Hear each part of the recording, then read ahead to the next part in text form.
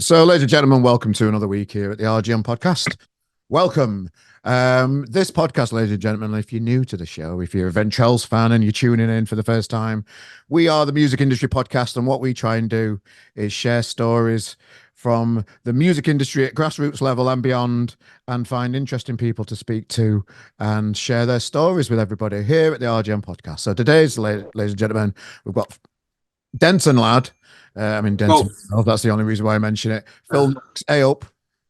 Adopted Denton lad. Yeah, I'm adopted Denton and all. Then go on. Been here for 10 years. I've been here for now. Years.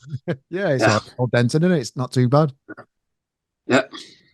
I settled here, so good on you. Good here. So, Phil, if anybody's not aware of who you are yet, mate, introduce us to yourself and let's get to know you. I am Phil Knox, a lead singer and principal songwriter in Ventrelles, and principal songwriter and possibly manager as well. So there's always one out of the band that has to do all the roles. Oh there is. Yeah, there's always one. it's never it's those type of things are never fairly distributed around the band, are they, mate? No, not for the want of the. Like I was trying for the others, but I think sometimes when you're running a ship, and you can have too many captains, can't you? So it's hard work, but sometimes it's best to have one person, steering the wheel. Cooks spoiling the broth and all that kind of stuff, keeping the momentum going. Well, we're joining you today, and you've got some new music coming out that we'll talk about. But as I say, this podcast is all about getting to know you and introducing you to people, and people understanding a little bit more about what the Ventrelles are all about and what you're trying to achieve and that kind of stuff. So before we get into where we are now, let's go back a bit then, mate. So you say you're not from Denton then, so where are you from originally? I grew up in Haywood on an estate called Darnhill, an Overspill estate, a Manchester Overspill estate called Darnhill. And where is that? It's north. It's just north of Eaton Park on the M66. It's before you get to Bury. It's like in between Bury and Middleton. If you're familiar with that area. Big Overspill estate. And then when I was a teenager, late teens, I moved down to Salford with my dad. So I've been around. Lived everywhere in my life. So how even abroad? So even abroad, go on. Yeah, I did a stint in Chicago as well. Right. Yeah, and then ended up in Denton. Yeah, but tell us about Chicago then. Chicago sounds like an exciting place. Right. Yeah, so Chicago's where it kind of all started. Yeah. I'd been in bands before. Yeah. I moved over there. I was in a band called The Long March with Fidel, who ended up in the Delaplanes. And some of you listeners, your watchers, viewers might be familiar with that band. They were around about 2009. Yeah. A great band. But anyway, they formed out of the ashes of mine and Fidel's band, The Long March. I moved over to Chicago. The Delaplanes happened when I was over there. And while I was over there, I was kind of watching what my drummer and Fidel were doing at the time with the Delaplanes, and I was like, because we'd done pretty good with the Long March. We'd established a fan base. We were getting around doing bits in local radio and all that. So I started to get into it properly after doing a stint working for other bands, but that's another story that we'll go into later. So I was kind of over in Chicago, got a little band together over there called Silver White Lights. We'd started to kind of do well in venues over there, and then just as it was happening again, it was time to come home after 5 years. So I kind of went through this phase of like nearly doing something with bands and then having to, life circumstances changed and what have you, and you kind of put in that position where you got to go back and start again. Yeah. So I've been watching Delaplanes and how they were doing it, and how we've obviously been talking to the lads as well, keeping in touch. They come over to visit me, and I felt like there was a resurgence of guitar music again in England, where it kind of died off a little bit when I'd left. And I kind of, you kind of sitting there thinking, I'm getting on a little bit, but I quite fancy this again. Yeah. And I had all these songs. I was doing bits. I was staying with my mate in between coming home and from Chicago and moving back to Manchester. I was staying with my mate who had a recording studio. So during the day, I'd have all these hours of just being able to piss around and try different bits out and trying to kind of hone in what I was going to take home with me. And I started to piece together what became a song called Stop. And I was listening to a lot of I was in the mood for getting home, I was listening to a lot of Pale Fountain and Shack and stuff like that and whatever. I started to kind of formulate some kind of sound in these songs. And I was like, I'm going to do something when I get back. I'll have a go at it again. So I got back and I was kind of flitting around town. There was a lad called Tom Peake who was in Kid British for a while. He was a mate of mine. He was a bass player. He was looking for somewhere to live, and I moved back to Salford. Cut a long story short, after I moved back from Chicago, personal reasons, moved out of the house where I was living at the time with my ex-wife, and then I'd moved in with dad. My dad had a stroke. So I was kind of forced into this kind of, I couldn't go straight into the music thing. I had a little bands here. I tried to form a band, but again, personal circumstances weren't letting things happen because I had other things on the plate at the time. So what Ventrelles is now maybe should have started a few years before, but I couldn't. So again, it was put on ice again. So it's this continual kind of being put on ice until things started to settle a little bit. And I was playing little gigs like open mics and little kind of support slots with Tom playing bass, and we were just going around playing bits and all that. And a woman called Debbie Ellis ended up coming along to the Salford Music Festival where I had a little slot. I think this is like 2013, I think. And she was like, she was doing photographs and all that. And she got in touch and she was like, right, I'm starting this little label. And I really want to work with you. I think the tunes are great and blah, blah, blah. Go and record them properly and we'll have a chat. So I ended up going to, I had a mate of mine called George Moran who got kind of put in touch from the lads from the Outbreaks over in Sheffield. And he had mutual friends of mine from back in the 90s who he was close to. And so we got on well. We had mutual friends and mutual stories, and we'd probably been at the same nights when we were younger, but we didn't know each other and all that kind of stuff. So we started recording this stuff over at the Fox Den in Sheffield. You'll probably know it, won't you? Mm-hmm. So I was going over there. It was nice because I was getting out of Manchester because I spent a lot of time in Salford with my dad. Things were pretty still heavy in my family, because of what had happened and that. To get out, get on the train and go over to somewhere else and just spend a couple of days recording. Again, it was like a sanctuary. You know what I mean? It was like, it was a nice thing to do. And I was getting on again. I was like hitting 35, and most people that by then had kind of given up. You know what I mean? And I think because I've lived out of the country for 5 years, I kind of like detracted them from like my musical life and kind of like took something away from my stage age. I still felt young again. Do you know what I mean? I still had that kind of like fire in my belly. So I went over there, recorded all these tunes that I did. These stop, one called "She's Got It Down," couple of us, and I had my rhythm section in that original session. I had Deeks and Joe Conras from the Outbreaks. I don't know if you remember the Outbreaks. I don't personally, no. Yeah. Again, I think some of your audience as well remember that band. They were from Morecambe. And they were quite, they were doing quite well in an artist and what have you. Anyway, so I had two good mates, doing that, and we bashed out these tunes and took them back to Debbie, and she was like, "Yeah, these are great." She put them out on this label called Black Bleach. Who's at the same time she'd signed Witch Fever. So she did little bits with that this label. So you get into that. My stuff really didn't go anywhere. I mean, I had it started a little audience. I got a nice little PR drive from Sonic or whatever through Debbie and all that. So we got out there a little bit. But it didn't really go anywhere. I didn't really have a proper band. So it kind of edged off a little bit. But it gave me a bit more knowledge into how to run it yourself.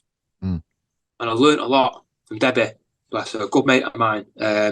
She's taught me a lot, and I've listened to everything she had to say. She's like she was good mates with Alan back in the day, Alan McGee and that, and story of Oasis and Debbie with the with King Tux and blah blah blah. So someone who was like I've listened to and watch how she did it and the way the ideas that she had and all that kind of stuff, and kind of it came to an end that she wanted to go full into photography, and she disbanded the label and kind of sat there and went, oh, I can kind of do it myself now, you know what I mean? So I'll have a go. I'll put a band. We got a band together eventually.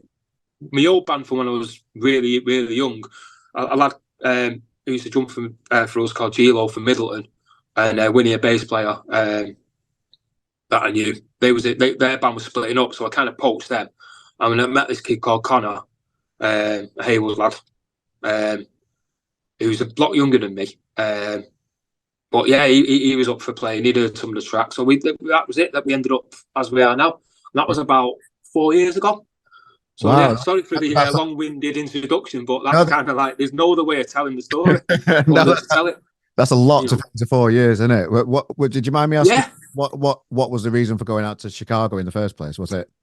It was me. It's my ex-wife's job. It was nothing other than that. At the time. Right. She got a position, and yeah, and that was it. It kind of, I was like, I was reluctant to leave the band that I was in, but everyone was kind of saying, "Oh man, go and do it." Funny enough, it was a town called Bloomington Normal in Illinois that we were moving to, and I looked at the map, and like someone typical Brit does, and you look at the map, and it's like, oh, it's only that far away from Chicago.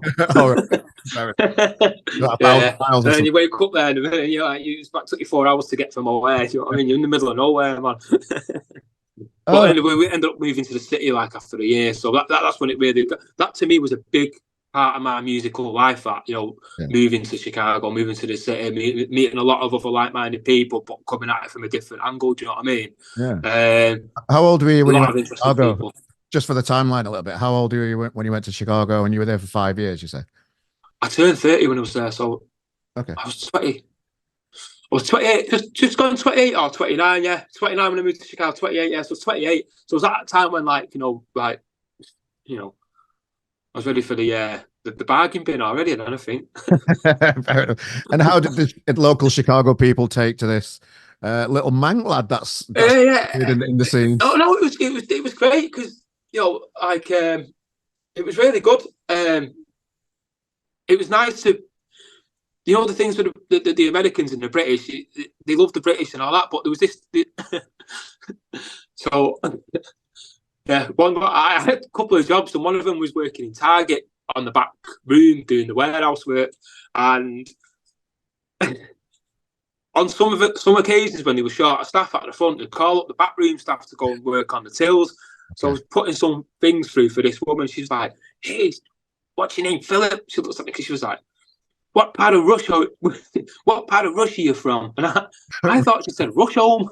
Right. And I was like, I'm not from Rusholme. I'm not too far away. I was like, how did you know that? And she just looked at me and then she went, Russia. I was like, I'm not from Russia. So it was interesting because if you're from the north of England, if anyone's watching this and they've ever been to the States or lived there, and you'll know that if you've got any accent that doesn't sound like you're from Harry Potter, they haven't got a clue where you're from.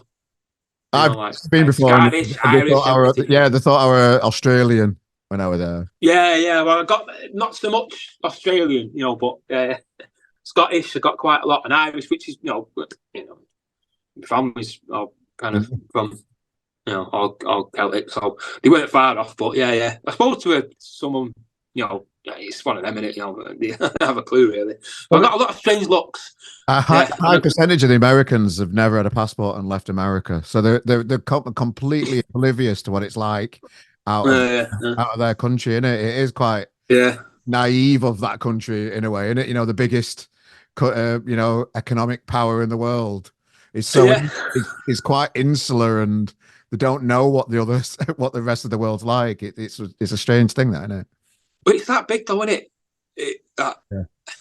We went to Las Vegas a couple of times, and the flight from Chicago to Las Vegas You only then realise how big that country is, because you're looking down from the plane, you're like, oh, like Chicago, and then it's like corn and beans for like an hour. So it's these little squares of brown and green, and then it's mountains for like another hour and a half, and then it's desert, and you go, and it's like three different kind of land types, you know what I mean? And you're still in the same country. Yeah. Wow. When I started off, it was icy, and it looked like the North Pole, and now I'm in the desert, but I'm in the same country. That blows your mind, doesn't it, when you're from little England, doesn't it? Did any other little stories from in Chicago about Americans just being the way that they are? One of the reasons why I kind of carried on, right, doing the songwriting and that, I was doing these little demos, and I had a job in there was a shop, a pop-up barber store, the coat company, and they were kind of making the way into the US clothing market at the time. So I got a job there easy, because I walked in the shop and I was like, you got any jobs going? And the girl there, who's now one of my best mates, Amanda, she was like, oh my God, you're British. Yeah. Send me your CV. And I kind of walked into the job, having a good knowledge of the company, and it's the north of England, isn't it, Barbara? And, all this kind of stuff. I kind of suited the cause, as it were. And I ended up working there for a couple of years. And the lad, one of the lads who worked there, he's Vaughan Rowland, who was called. He was my manager. He was really into his music, and I played the demos and blah, blah, blah. And he was from the south side of Chicago. And I worked with him for about a year and a half. And I knew him really well. Well, I thought I did. Until the week I was leaving, we had like a little kind of drink at the shop, and when the doors were closed, and to see me off and what have you. And we got into a really good chat, because he was no longer my boss or whatever, you know what I mean? And we got into this chat, and Amanda dropped something in about Vaughan having kind of musical royalty in his family. Has he never told you? And I was like, no, he's never said anything about any music. I mean, I knew he was into hip hop and all that, you know what I mean, and soul music and whatever, but never said anything about any family members. So, all right. So he kind of stood there, like, kind of coyly, like smug, like smirking. And I'm like, what are you smirking at? And he just started laughing. He was like, I never told you who my uncle was, my great uncle. So I was like, go on. And he went, my great uncle's Muddy Waters. I was like, oh, wow. I just kind of walked away back into the stock room and came out. I went, are you serious? And he was like, yeah, Uncle Muddy's my dad's, my granddad's brother. Yeah. And I was like, and I looked at Amanda, I was like, is he winding me up? And she was like, no. So I worked with you for like nearly 2 years, and you've never told me this. And he was like, well, you didn't want to, make too much of it, that kind of thing. So I was like, wow. I remember like, I'd just been playing the new stuff that I recorded over the speaker system, and I just said, "Bon, can I ask you a question?" And he says, "Yeah, go ahead." And so I was like, "What do you think, like, Uncle Mud would think of this?" And he kind of listened. He was kind of nodding his head. He went, "Yeah, for sure." He went, "Here, dig it." I was like, "That's all I need to know." I was like, "Thank you. Give me a hug." And I was like, "That will stay. I'll have to stay with me for the rest of my life." You know what I mean, it wasn't Muddy Waters saying it, but that'll do me. Yeah, that's I kind of walked away with a spring in my step, going like that. Muddy Waters. I was like, "What? He would have? Yeah, he probably would have done. All right, yeah, probably would have dug it. Yeah, all right, I'll have that."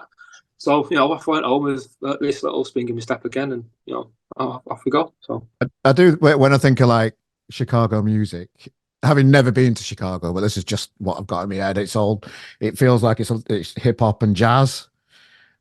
How did they take to your more psychedelic indie kind of tunes, or were you doing something different at that point? I mean, we had Chess Records down the road, obviously, all the bluesy stuff and all that. That kind of, always kind of vibe with me. The Chicago then, 10 years ago, was pretty much like it is now musically. It's very diverse. One of the first, well, actually, the first ever music video I've ever been involved with or been in was a rap video. And it's called The Hood by BBU. Is that on YouTube? YouTube it. Yeah, we'll put a link on it. Yeah, we'll put a link on it. Yeah. And I'm actually stood in the corner shop doorway with a Lacoste on and a kind of Stella, keeping it real. And I'm pretty easy to spot. Because I don't like I should be in a rap video. But actually, funny enough, that day with me and mate, we're going off to see BDI later on. We were in a right mess by the time we got there, but that's another story again. In Chicago? Yeah. Been around the block. Yeah, literally. Yeah, I like that. What happened at the BDI gig then? There was something involving an umbrella. Okay.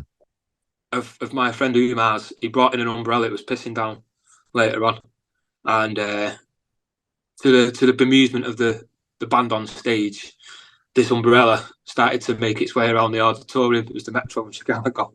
All right. I think a few people lost an eye. Right. Okay. During that gig. Weren't BDI quite underrated? Because I went to see him live a few times. I went to Paro. They were good. I wasn't the biggest fan of them. Because I wasn't really. I didn't know much about. I've been right out of that kind of scene for a bit, so I wasn't really privy to everything that they'd done, other than like the Roller or something like that. You know, well-known songs. I wasn't really kind of. But yeah, like live, they were great. I mean, yeah, you know, it was a good. I mean. From what I can remember of it, yeah, that was the only time I saw him. But yeah, it was a good night. I can remember getting kicked out of Apollo in Manchester going to watch them. I went for a fag outside, and they said, you do know if you go out and have a fag, you can't come back in. I'm like, yeah, whatever. Yeah, that'll all been there. And then I had to fight to get back in. I did end up getting back in, but it you know what it's like in them kind of venues. They're hard work. The security are hard work, aren't they? They don't have a sense of humor. Well, yeah. Just in case, just in case any of you are watching, some of you are all right. Yeah. Some of you are all right.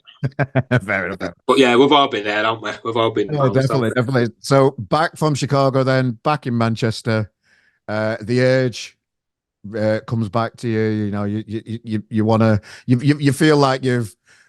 Just from what you said earlier, time's passed by a little bit. You're in your 30s now. Heaven forbid you can do something in your 30s. As life passes. In my late 30s, I was really. Sure. I think by the time I got that band together, I was like, this is hard work. This is. Yeah. You know what I mean? Like this is like, I mean, I'm 42 now. Yeah. So I'm doing well. I'm 45. Yeah, we're both doing well, aren't we? We're hanging in there, aren't we, Carl? Yeah. Well, it never leaves your music, does it? It's not leaving you, and it's never left me. When it's really when it's a passion inside you, I think it takes years off you. It adds years on physically, but in your mind, it takes years off you. And I think, yeah, good. I mean, we've not really started. I mean, we've not really got into what we really can and should, are able to do. We've not even started yet. Like when it comes to we had a good run of gigs last year, and we got about. But we're ready for that step up. We're not ready for taking it to another level, and let's just say I've had to start looking after myself a little bit more than I used to. Just in case, there always is that because it's like you like say it's don't get me wrong, we like a good time, but you can't do it every day at this age. You've got to go for a walk every now and again. Luckily I've got the dog, so you need your fresh air, don't you? But you got to keep lively. But yeah, I'm relishing it. We had a good year last year. We had a good few years. Lockdown was brilliant for us. I mean, I mean, other than personal losses and all that kind of stuff, everyone went through that. But we kind of got, we got stuck in, and we maximised on it. I think, to use a corporate word. Yeah. I think we really grabbed it by the bollocks. Not a corporate word. And we when a lot of bands were kind of doing nothing, I was like, oh, no one's heard of us yet. Let's get out there. Well, everyone was sat at home looking at the phones, waiting for something new. Yeah. And I'm like, right, I'm having this. This is great. I couldn't think of anything better. It was the biggest equalizer for music ever. The way I think of it, it was like, right, everyone sat on their ass doing nothing, thinking like, I think a lot of the professional touring musicians were kind of like, oh God, we've got a break. No, and they kind of relished the time off. Do you know what I mean? Whereas those little independents kind of went and stepped up, and we had this ready-made audience at home, and we put County Lines out, we put Corner On, and we got tiny little pushes on doing a bit of PR and all that, but some of them didn't, and we did really well. We got this little thing going, and when we were coming out, it was like, we've got to continue this. You know what I mean? So we cracked on, and we played. Coming out of lockdown, we sold out the Castle. Then we had the support with Andy Bell, and then we played at Gulliver's, and then we played Gulliver's again with Cal and Morris. I think sold that out, and it was like, yeah, right. This is happening now. This is good. And I think with Twitter and all that, we've connected with a lot of people around the country. Our music seems to have got a lot of love from people who are kind of missing something in music, if you know what I mean. Yeah. Well, you said something earlier about you're ready for the next push. What is the next push? What's the next level for Ventrelles, do you think? If a decent support slot, the duo is good. With like-minded bands, with like-minded fans. I think we're that live band that we can really kind of grab other people's fans. You know what I mean? We went on tour with Cabbage 2 years ago. We got loads of followers from that. I mean, that was a weird. I mean, it was only because we were friends with them, and it was their last tour, and they're kind of carte blanche on who they wanted to support. I don't think SJM would have gone with us had it been anything other than the last tour. But we knocked it out of the park. You know what I mean? We went around, played the Powerhouse, King Tut's, Gorilla. That got all sold out, 600, 500 venues and that, and we made we made the most of it. We played our bollocks off, and we got up there and we turned some heads. And with that, that's another thing that got us a few, got a good few followers from and a little audience. So I think having that again, something like that again, would be beneficial. That's out of our hands. So in our hands, we're releasing some big hitting tunes this year. We've got the website up and running. I'm kind of carrying it myself. Yeah. Management wise, Unite with someone on the horizon. Label wise, independent. Talking to a couple. Might not work out. I don't know, but we're ready. I'm kind of while I'm going along, I'm trying to learn everything I can, just in case we've got a self-release and what have you. We've got an album ready to go, or more or less. Just got to throw another string section in there for one song. We're ready to go this year. I think we've got a couple of dates pending. We can only announce one of them. That's one in Grimsby on Good Friday with a band called Shines, who are a couple of lads from Orphan Boy, and a lad called Richard Dutton. Their new thing, and they've been played on Six Music and that, so they're doing well. So we're supporting them in Grimsby. We're going to be doing their Manchester date the week after at 33. I've got a Blackpool date for that week. Kind of, I can't announce it yet until next week, but yeah, we've got a Blackpool date, and I'm working other dates around it. So we're going to go for a mini tour around Easter, Good Friday time, that kind of time. Just going back a little bit, because I've had Lee from Cabbage on the podcast before and had a chat. Right, have you? Well, he's a good lad, man. Yeah, good mate, man. He's really clever and has a lot of knowledge of the music industry, and he does, yeah. And politics and everything. He's a really interesting. Got a lot of time for that lad. What did you learn really as a band supporting Cabbage on that tour and being around the boys for those dates?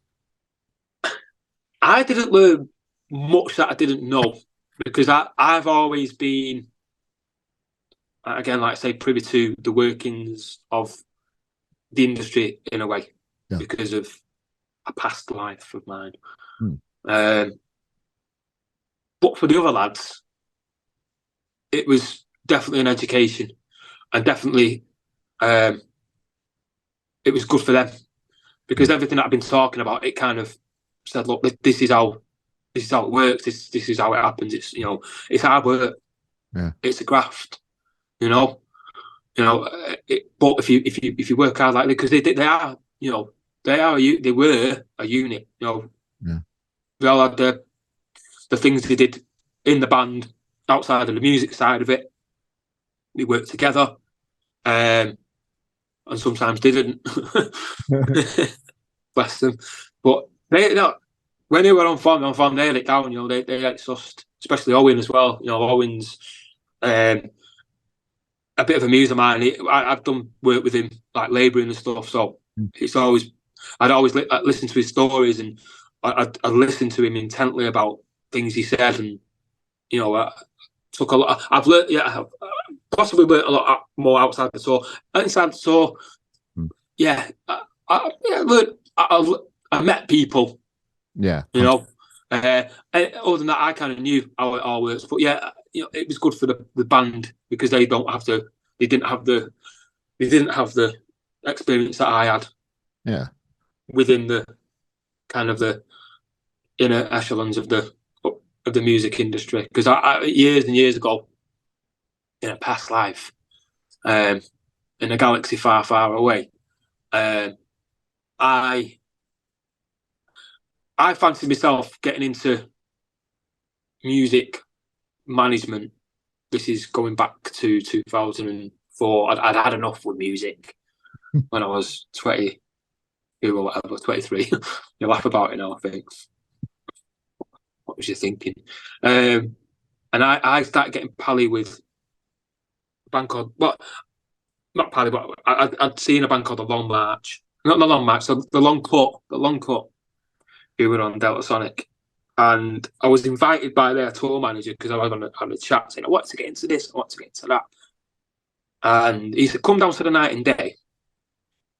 In a couple of weeks' time, we're playing this gig, and blah, blah, blah, blah.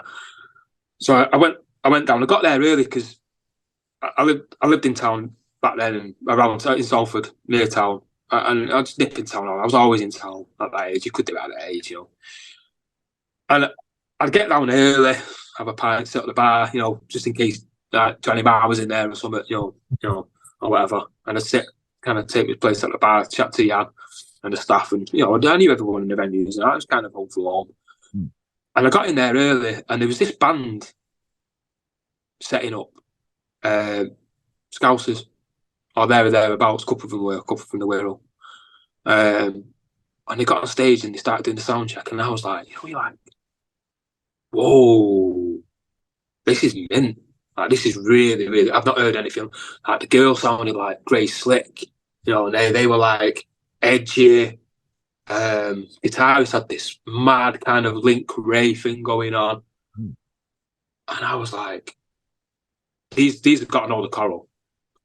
And like, they stopped, and I just kind of walked over, and I was like, went to the guitarist and went, "You're fucking great. What you called?" And he was like, "We called the Little Flames." I was like, "Oh yeah, good name." I was like, "All right, right. I'm with you." You know what I mean? I'm like, I'm there. I'm like, I just knew that instant. I was like, my life changed. Yeah. I was a sound engineer at Man United, at MUTV, and I was like, I want a bit of this. So we ended up having a drink and watched the band. I watched the band, and they blew my head off. And then we watched the long cut, and I was like, I'm all these. These are my type of people. These are like, this is my type of band. This is they were full of energy, and they were kind of like a little bit younger than me, so I had that kind of early 20s thing going on, skipping around like little imps, like pat, pat, pat, And I thought, these are great. Yeah, this is like the band that I want to be in. I couldn't be in a band. I wasn't part of the band, but and from there, I ended up just being dragged along to all these gigs with him, and and then consequently through that, they came to an end. The Little Flames came to an end. I met all these bands. They were signed to a label called Delta Sonic that was run by a couple, Alan Wills and Anne Heston. God bless him, Alan Wills. Good friend of mine. In 10 years as well. This year, I think, that he passed away. But he was a massive, massive influence on me, and I was really lucky. I got friendly with Anne's son, Jamie Heston, as well through it all, and I ended up staying at their house. Parties after gigs. The Coral there, Zootons. I was just in my element, and I learned so much about how to run a little label and all that kind of stuff, and what went on, and because I knew nothing before that, I didn't have a clue, and I was really welcomed into the fold, and I'd stay over, go to Liverpool, stay over at Anne and Alan, I'd have a spare room, stay there, and put you up breakfast at mine, that kind of stuff. I was sort of looking back, I was so lucky. I got to drive the Rascals, who were Miles's and Joe's and Greg's second band after the Little Flames split up. I got to drive them on their first dates with the Arctic Monkeys, got Cardiff and that, and then up to Knowsley Hall Festival where we supported the Who. I say we, kind of felt like I was with the band. Supported the Who, Shaq. I walked to the stage with Shaq, and through it and stuff like that. And I was just like, I had this 2 or 3 years of I was just living in a dream, man. Like it was unreal. Never asked for anything, never wanted for anything, but I was just welcome, always welcome. And they were probably the most formative kind of years in my music life, which I'm very, very grateful for. Like I said, like Alan sadly passed away in an accident 10 years ago. That was just after I come home from Chicago, and it's kind of like, it was kind of like coming back, and I was, you're coming back thinking, I can get back into all that again, and things have changed, and then that happened, and it was just like, wow, And I think a little bit of me carrying on as well. I remember talking to Anne a couple of years back, and it was like, I kind of do it with the spirit of Alan. Everything I do, I try to do it with the spirit of Alan in mind, because he was, I don't know if you knew Alan at all, but he was a force of nature. Teetotal, but I remember my dad meeting him, and my dad said to me, "Is he on drugs?" I was like, "No, he's teetotal." And he just had this whirlwind energy about him, about everything he did, and he threw himself into it 100%. And if I ever find myself lagging musically or whatever, I always think, I always think, what would Alan do? How would Alan do it? Massive influence. Yeah, no, massive influence. I like that, and I can feel the enthusiasm for music, and I can see why you still do it, because it's. We said it earlier. It never leaves you. It never does. It's always there. I tried to leave it, and I know. It's like a dog in a car. Like I did, and you just it's exactly that. I love that. You said something earlier, like in a galaxy far, far away. Do you mind me asking a bit of a different type of question? Yeah. Yeah, I've seen some of your socials and stuff. And are you a bit of a believer in things far, far and away? Yeah. Well, I'm just intrigued by some of the posts I've seen. That's all. I want to believe. My want to believe is stronger than my belief. Because I'm an evidence-based man, and I did make a phone call to what they call air traffic control once in the late 90s. Me and a group of friends thought we'd seen something, or some things that were kind of far spaced apart, but they were kind of far up, and they were too close together to be. And what lights it was like they were too close, too in sync to be aircraft, and we couldn't explain it. So we ended up phoning air traffic control, and looking back now, it's just ridiculous, isn't it? And they were like, And I thought they'd just go like, no, we can't be dealing with this shit. Put the phone down. And they were like, can you just hang on a minute? We're going to put you through to someone. And I'm not on the phone, that. We're back in the day on the old handheld, no, not on the handset. Yeah. And I'm looking at me mum like, so I'm waiting like this. And he put me through to another department. And I had to talk to this other geezer. And he asked me like where it was going, which way it is heading, and all this kind of stuff. And I'm like, this is heavy, this. And as I said at the end of the phone call, I was like, could you do us a favour? If you find out what it was, can you let me know? I've probably been talking to like MI5 or something. Do you know what I mean? Just they're going to phone me back. Go, Mr. Knox, we're following up from your phone call last week. Definite alien. Don't mind us breaking the official secrets, that, but, you know what I mean? Like, but yeah, I've always, from that day, I've always been fascinated. I actually found track the kind of putting in the distance, the coordinates and the kind of rough area that's travelling towards Yorkshire, for over Greater Manchester, from the north of Manchester, from Liverpool, and there is actually, I can't remember what it's, and years now, a couple of years back, I actually found all these accounts of a similar thing on this UFO, right, around about the same time, which is the summer in that year, which I think was 1995 or something like that. But yeah. I'm sure it's the same thing. 4 lights that were kind of in a rectangular shape. Well, a UFO don't have to be like an alien from another. It don't have to be an alien from another land. It's unexplained and it's flying. And that's it. Yeah. So I mean, I've always been a massive Star Wars fan, and that being a kid and that. So I think I want to believe.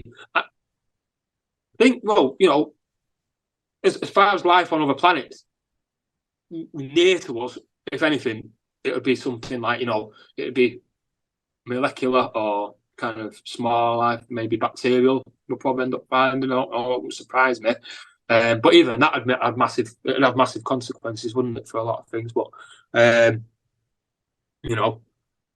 I think I'm in the kind of the thought of, if there is, and it probably has been, because given the number of stars and galaxies in the universe, there has been, if there was, or there is, it probably was or has been, and the chances of an intelligent civilization appearing at the same time at this end of the universe, what was probably pretty small. But the universe is that vast, in it, you never know. So yeah. Elon Musk is making you in the next 50 years. There's going to be people living on Mars. So yeah, I'm not that big into it. I won't be moving there. I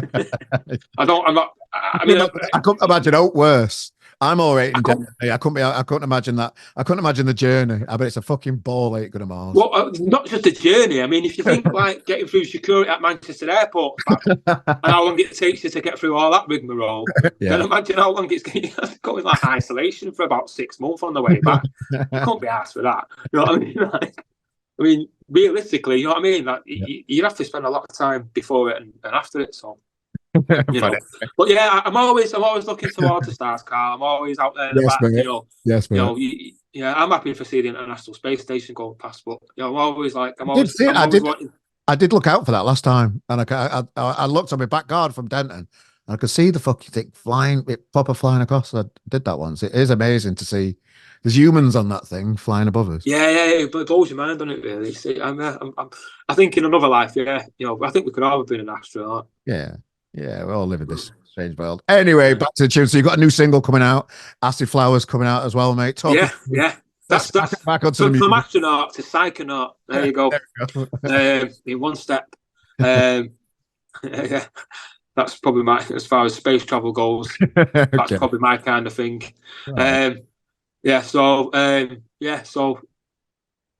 Acid Flower, this Saturday, 27th, and it was wrote just there in front of that TV with my wife's guitar, and it was because I'd not been able to play the guitar for about a year in the living room without the dog trying to bite it or attack me. And there was one day, but I fancied my chances because he was pretty chilled out. He's actually upstairs at the moment. Surprised he's not been down yet. I've got a lurcher, a 2.5-year-old lurcher called Iggy, named after Iggy Pop. And he just sat there and he let me play. And I was like, wow, and it must have been a euphoria of being able to play guitar in my own house again. And it just fell out of me. Nice. And it was like one of them. It was like I was shelving something. I was looking at releasing something else at this time of year, and it snuck in there last second. It was like, oh, I was like, oh God, I think that's going to be a good one for January when everyone like kind of bored of winter. I thought it worked really well because I think taking snippets of it as a promo, it sounded great as a promo. You know, it was catchy. It was all right. I thought, oh, it's going to turn heads this. So we got in the studio and recorded it from properly. Took it, even the demo sounded great. I took it in and it was like, oh, this is the bollocks. This is getting an outing. This is getting an outing. Well, I think if we can bottle some of the enthusiasm you've got there, mate, and spread it around the world, and I love your enthusiasm for the music industry and still cracking on doing it, because why not? What are you going to look? That's it. Exactly. I'm in a good position in my life. I've got a job, and I do what I do. And like you say, I've got nothing to lose. Yeah. Everything to gain. And if 500 people dig it, that's brilliant. If millions of people take it to heart, that's even better. But anything other than a few people listening to it and buzzing off it, anything else is a bonus as far as I'm concerned. That's the way I've learned to do, like to look at it all, because Well, ladies and gentlemen, within the description of this podcast, there's going to be a link to see Phil in the gangster video, because everybody's going to want to see that. Definitely, sure. I can't wait to see that in a bit. When it gets its own quite a lot of parties, and I always get people texting me like at after o'clock in the morning, going when I'm in bed, going send us that link. You know what I mean? And we'll put a link for the new tunes for Acid Flower as well, so people can. Yeah, that'd be great if you could do that as well, Carl. And listen. Yeah, we'll concentrate on that. That'll nice be at the top, that one, and then your little gangster video will be somewhere below it. Yeah. Cheers, Phil. Is there anything that you'd like to share with the Ventrelles fans just before we let you crack on with it? I mean, like I said before, like if a few people love it, that's great. But but again, if you do follow us, just share it, because that's liking, sharing, away from buying. If you just like and share to any small band, independent band, I'll tell you this, it's really important. If you see something, I do with other bands, just if you like something, like it and share it, because that's how we get about, and it has massive consequences. Yeah, and I say, like, if you're on socials and that, if you like something, share it with the world, because that can, because we're up against the giants. That's why I moved the release to the Saturday, because it was like on Friday, like, I'm not releasing things on Friday. ABBA's going to bring a new tune out or something. You know what I mean? You're screwed. You know what I mean? Yeah. There's too much traffic going on. Like, do Saturday, everyone's sat in bed, like on an hangover or whatever, or doing nothing, sat there lounging on the setting. Just see it. If you see it, if you like it, share it, because that's how we survive, really. It definitely is, and we'll be sharing it and spreading the word on RGM. And Phil, nice one. So thank you all in advance as well. No, you're very welcome. You're very welcome. Thanks for joining us today. It's been an absolute nice one. And we'll see you again for another week of music here at the RGM podcast, ladies and gentlemen. We'll see you soon. Toodaloo. Have a good week. Cheers, pal.